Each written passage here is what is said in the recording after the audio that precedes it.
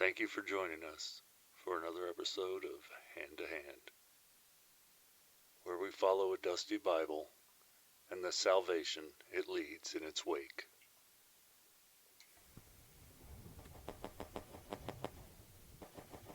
I was in Europe for 1,000 days. 1,000 days exactly. I calculated it to the day. I don't know why. Boredom, I guess. Maybe a morbid streak in my nature. I can't say.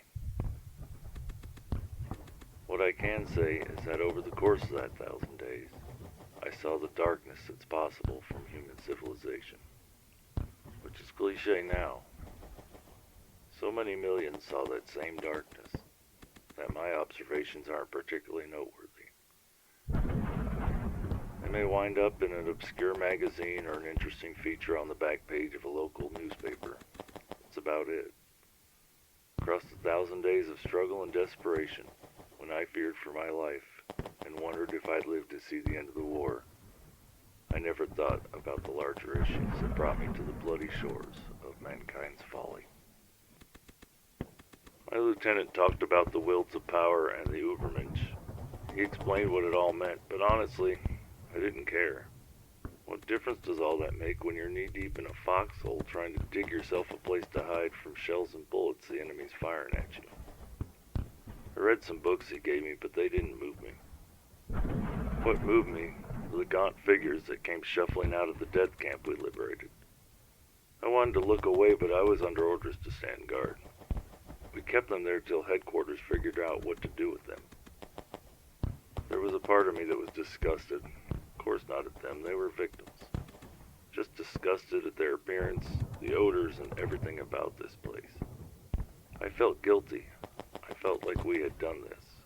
We were greeted as liberators. They hugged us, blessed us. I didn't want or deserve that. At least that's how I felt. Perhaps that was when I lost something that had been part of me since childhood. How can a man look into the emaciated faces of a walking skeleton? A person who not so long ago looked like me and lived like me, and to think there's justice in this world. My duty was carried out in a mechanical way after that. I obeyed orders like a wind-up tin soldier would. I simply walked in the direction I was facing as long as I was told to do it. Before the death camp, before the charred corpses I saw in the enemy's foxholes we had overrun, before I heard the screams in the hospitals behind the front lines, before I saw severed limbs, I believed we were doing something ugly but necessary. After that I was hollow inside.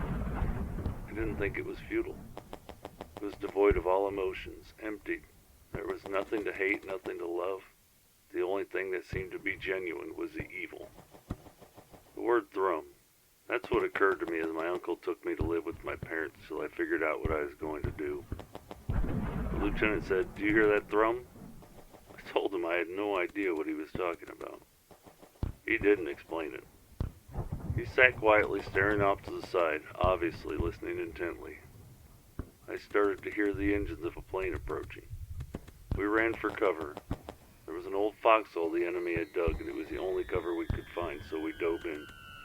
Just before the explosion started shaking the ground around us. In between waves of bombs, he told me it meant a rhythmic hum. I said, "What?" He said, "Thrum. It means a rhythmic hum." I smiled. An English class in an enemy foxhole while somebody was trying to bomb us into oblivion. It all seemed ridiculous. There was a sort of dark comedy about the whole scene. It was the sort of thing they put in pictures that made real soldiers roll their eyes. Yet there I was, being taught a new word. The day I finished training, I remember thinking, I was an adult now. No more childhood. I would take my place next to my dad and my uncles as a man. That's when my uncle said, "Welcome home, kid." I winced. I wasn't a kid. My uncle had never been a soldier. He couldn't know what I had learned in Europe. It made me mad. It seemed small and arrogant. I wanted to tell him, but he was my family, and I knew it would upset my mother. So I stayed silent and just sat in the passenger seat, staring out the window and listening to the thrum of the old Packard's engine. Everyone was nice, almost too nice. My mom made me a peach pie. The entire time I was in Europe, I talked about my mom's peach pie. The rations kept you alive, that was about all. I would finish them and sit and stare at the package, thinking they weren't even really food. At least not if the definition of food started with Mom's peach pie. But sitting at the table staring down at it, it didn't make me feel any better. All those months and months of war, waiting and anticipating that moment. Then it arrives and I felt nothing. It tasted like I remembered. It wasn't that she had lost her ability to make it. It was just that peach pie didn't seem important. It certainly couldn't erase the terrible memories. It would never be able to do that. I didn't resent my mom. She meant well, and more than anyone else, she seemed to be willing to listen to me. She didn't pepper me with questions about what I had been through, or give me simplistic solutions to all the doubts that raged in my mind. She tried to show me love. If anything was going to reach me, that was it. But even that wasn't enough. It wasn't that love was a bad thing now. It wasn't. During the war, when we were marching across France and Germany, we didn't have time to think about most of what happened. We still had orders to carry out and a war to finish. The adulation of the French was nice, I suppose. We certainly understood why they were relieved, and we were glad to have freed them from what they had been through. That wasn't love, though. That was relief. Those people didn't know us personally. They were strangers who appreciated what we had done for them. My mom and dad, uncles and aunts were the people who raised me. They knew things about me I didn't know. Their love and sympathy was for my sake. They weren't elated because my arrival meant freedom. They just wanted me to be happy. They were just happy I was home. But for me, it didn't feel like home.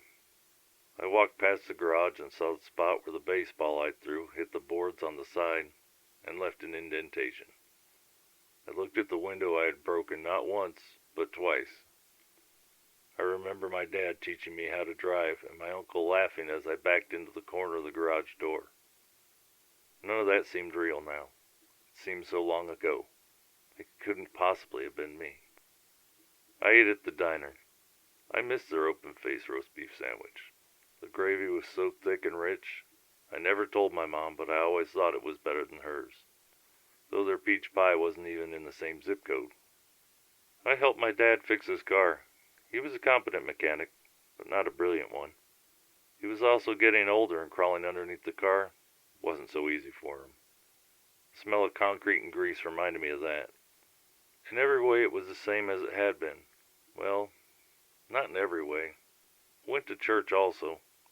For most of the war I thought about God and the lessons from Sunday school that Mr. Young had taught me. He was always smiling and seemed thrilled we were there. He taught with a genuine enthusiasm that made even the worst child respect him. Somehow, though, those lessons seemed hollow when you're faced with corpses of widows and children. I can't say there was a moment when I stopped believing. I wasn't even sure I had stopped believing. I knew that nothing I heard in church relieved the tension that had developed in my mind. The evil I had witnessed and the pain I had experienced seemed incompatible with the loving God.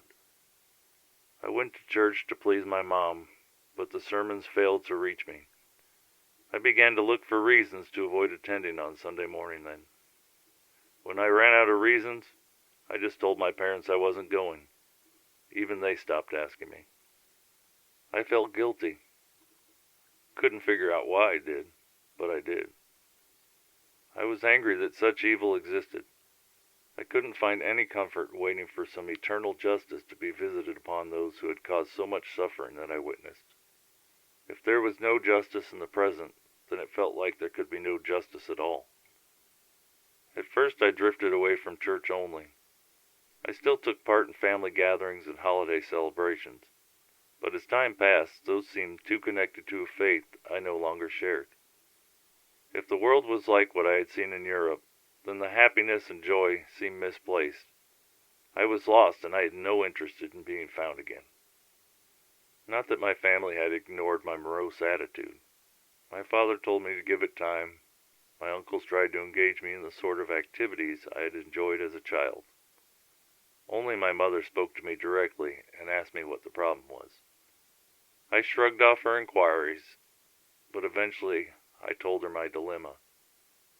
How can I be happy knowing what happened over in Europe? Well, son, she began in her usual tone as my mother, I can't answer that. I don't know how you're supposed to be happy. I just know that suffering for the remainder of your life seems like a waste, and it makes you another victim of what happened. I looked into her eyes. They were warm and compassionate.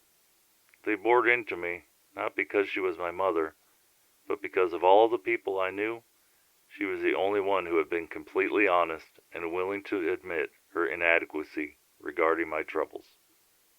She believed in all I had abandoned, and yet she made no attempt to explain to me why I was so wrong. She offered me no sermons and no platitudes. She offered me only love and the suggestion that I seek help from somebody who had been through what I had and could understand my problem. She told me that her pastor was a veteran of the First World War and would be glad to talk to me. I was reluctant to go because I didn't feel like I needed a sermon. I felt like I needed a world free of the sort of simple-minded answers that he'd offer me. A world where men stood up against the sort of evil that would murder millions before such monsters had a chance to do so. But I went anyway. I went because my mom was right in what she said. If I allowed myself to become an empty shell, then I was giving in to the people who were responsible for the destruction of my faith. When I spoke to him in his office, he made a face I've only seen that one time. It was sympathetic and kind but wary. He wasn't a preacher that afternoon. He was an old soldier who had wrestled with the same questions I was facing. He was clearly uneasy about the topic, but took a deep breath and spoke to me honestly. I can't tell you why evil exists. That's really what you want me to do. You saw a particularly intense form of evil, but that sort of evil is sadly common.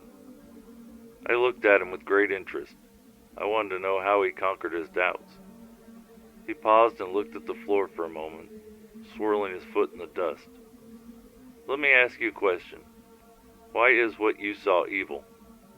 I must have had a look of bewilderment on my face, because he looked at me intensely and asked me again. I'm serious.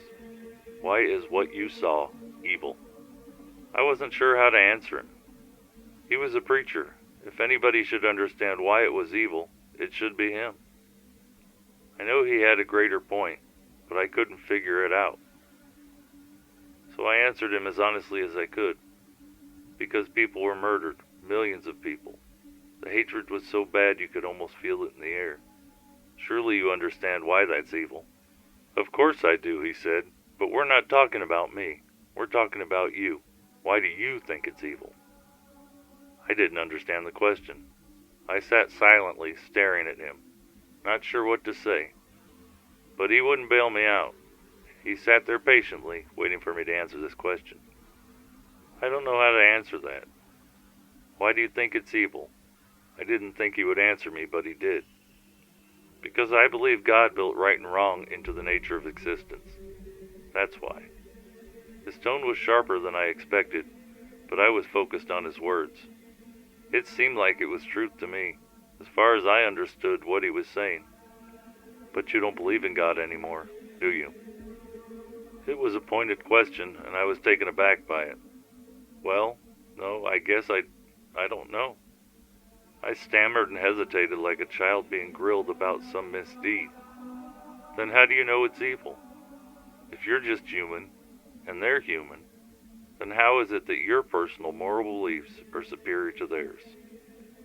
To what objective standard of right and wrong are you appealing? Science? It has nothing to say about what's ethical and what's not. It merely describes what is. Math? The same objection applies. Without God, there's just people. People who disagree with each other about right and wrong. How do we determine who is right and who isn't? I had expected him to talk about his war experiences and how he struggled through the years to come to grips with what he had witnessed. I hoped he would give me some sort of technique I could use to get me through the pain I felt. Instead, he gave me a blunt assessment of my philosophical beliefs and seemed to be taking me to task. It seemed like he had read my mind because when he continued, he addressed my unspoken emotions. I'm not attacking you or your beliefs. I just want you to understand why you feel the way you do. You have a sense of right and wrong because God made you that way. He made our universe that way. You can't abandon that sense, even if you try.